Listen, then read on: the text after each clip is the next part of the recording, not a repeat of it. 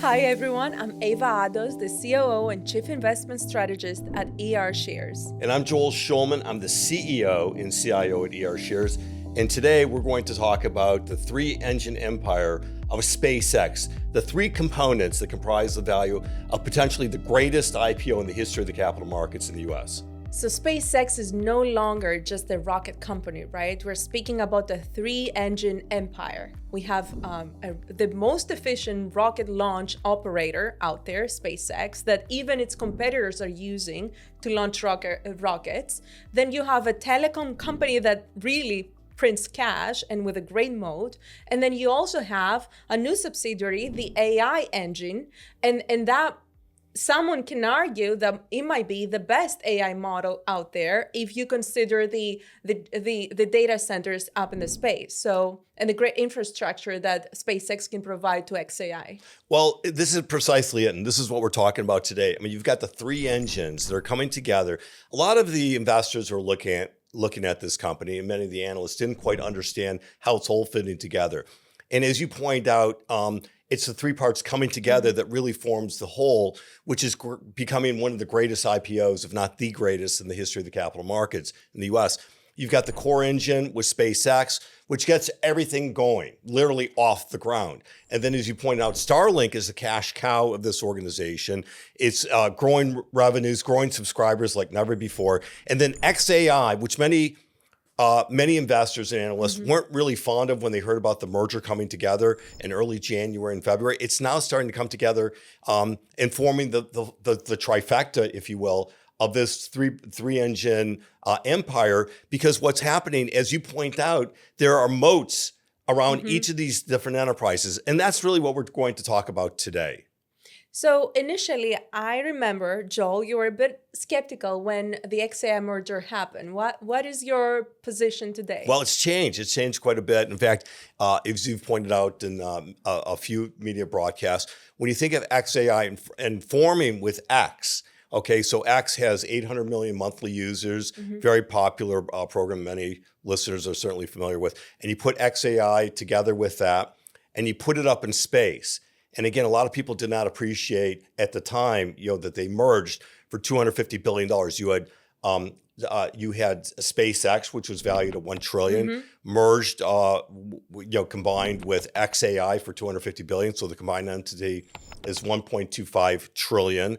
But what happened when they came together, a lot of investors and analysts may not have appreciated that XAI, which was considered the weak link among the trifecta of OpenAI and Anthropic. It was considered a distant party in the AI space.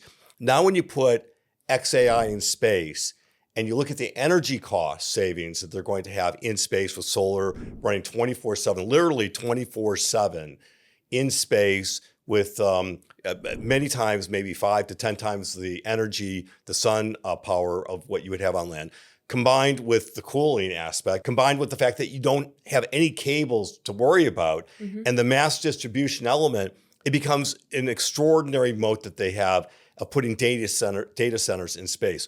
So there are more people coming to the conclusion that this is an extraordinary part of the three engine empire. And we're going to talk about each of the parts because they're growing at different levels, and they combined are going to increase potentially. This is perhaps the greatest of the Max 7, soon to be the Mag 8 in our opinion, the potential greatest of the Mag, soon to be Mag 8s.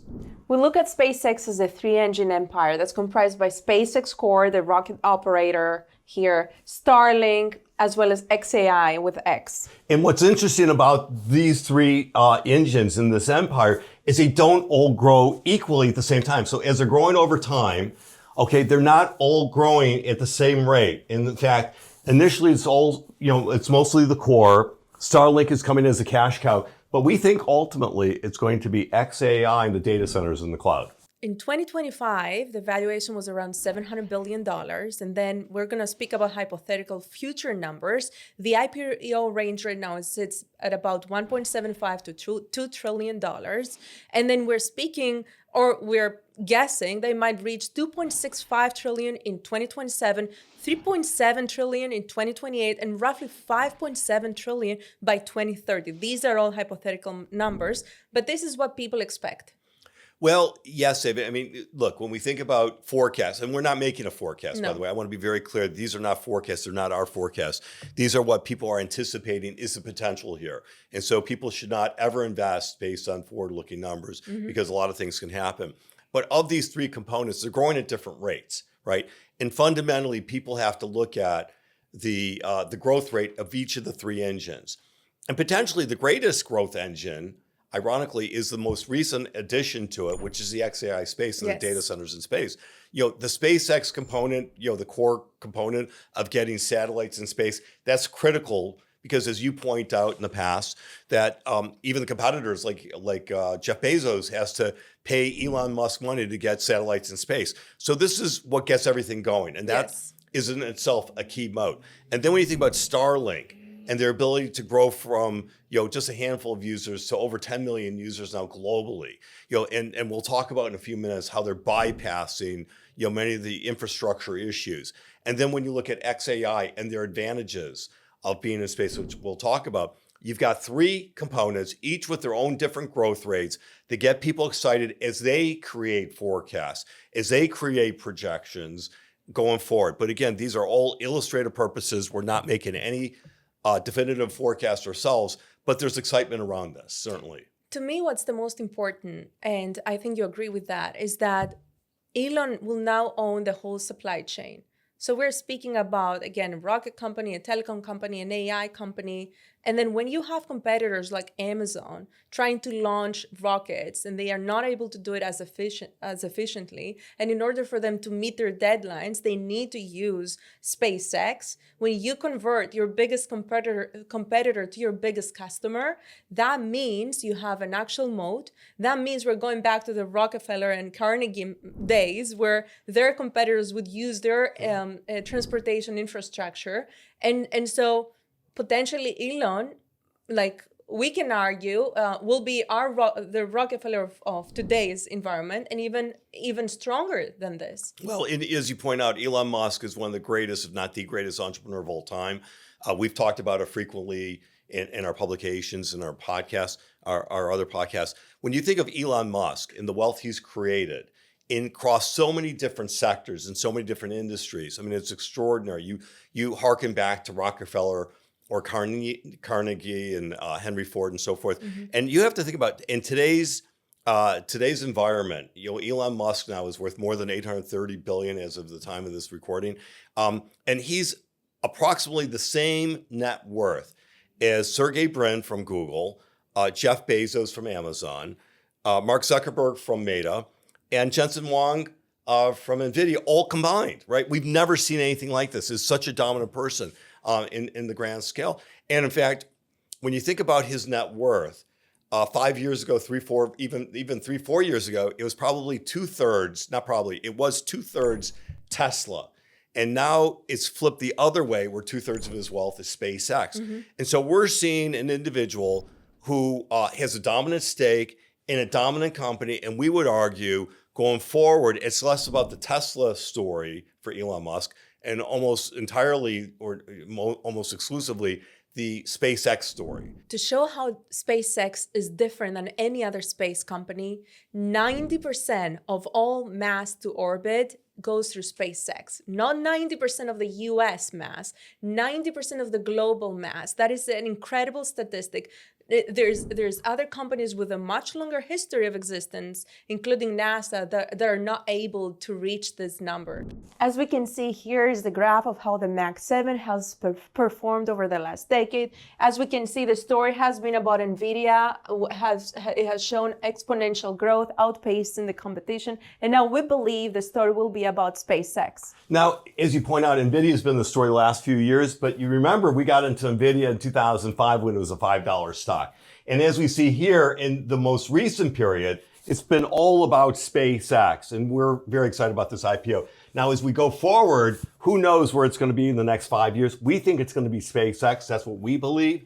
Currently, NVIDIA is competing with Google for which is going to be the biggest $5 trillion stock. From 2015 to today, SpaceX went from about 12 billion in primary round valuation to around 1.75 trillion at the IPO. That is around 145 times.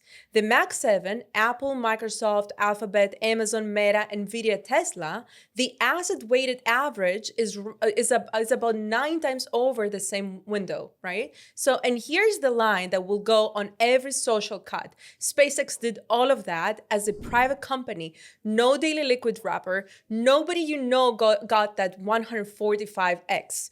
Even Nvidia, which had the most spectacular Mag 7 decade, comes in well below SpaceX on this chart. The takeaway, SpaceX is not just the next Nvidia, and that's important. And by the way, we invested in Nvidia when it was a $5 stock back in 2005.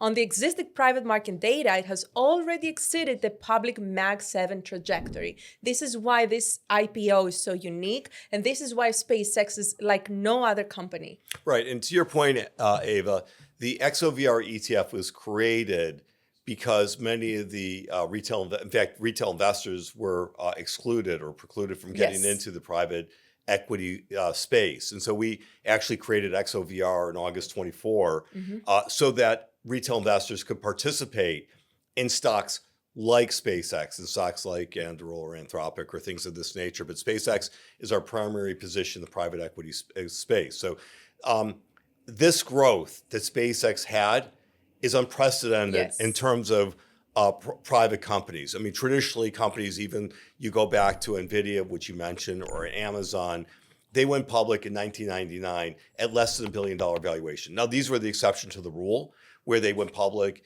at less than $1 billion, and now they're worth 3 trillion, 4 trillion, 5 trillion. And in fact, NVIDIA and Google right now, as the timing of this this recording, are competing for the largest market cap at around 5 trillion. And SpaceX is maybe a third that size today, right? But we think it's going to be eventually much greater. But it's that growth from pre-IPO that has gone to the elite few, the institutional investor, the high net worth investor, and not the retail investor. Yes. And that's changing. We were the first to do it. Now there are more companies coming in, but we were the first. Yes. So this is the compounding loop. And we're going back to what we said before about the supply chain. This is how the three engines reinforce each other. We have the launch, we have the XA plus X that feeds Starlink in the center, and that becomes like a loop. Right. And in fact, when you think about it, again, this reinforcement with each other, I mean, it's back to your Rockefeller model, where they're doing vertical integration. So the launch feeds into Starlink, which feeds into XAI. They've got subscription models. And then XAI enables optimization for trajectory, feeding back into the launch services. So this is a very integrated, reinforcing, engine. So they're not independent and the standalone entities per se. They're integrative to each other. And this is what differentiates SpaceX than any other company. These don't just exist next to each other. They feed each other. That's the difference. And that's what we struggle to find in the market. That's why we believe SpaceX is now becoming even more unique. It was always unique, but now you cannot replicate this. It's really hard for any competitor in the future to compete with SpaceX. So a word that doesn't often get used lately is the term synergy, where 2 plus 2 is more than 4, and we have that here. We have true synergies with SpaceX, Starlink, and XAI coming together. They've got a true synergy, which makes the sum greater than the parts independently. People say we use the word moat very often, but indeed, SpaceX does have a moat. Competitors have to match every single layer of this three-engine empire to compete with SpaceX or become a niche participant in the space. And it's because of this interlocking, reinforcing model where they're all working together in a synergistic fashion, which is why it's being priced in the marketplace as a software company more so than a satellite internet company or like an infrastructure play. And when you think about the competitors in Starlink, you wouldn't apply a telecom multiple to this because they're operating at such higher level, which we'll talk about in another time. And so this is a truly revolutionary company, And with this monopolistic characteristics. correct.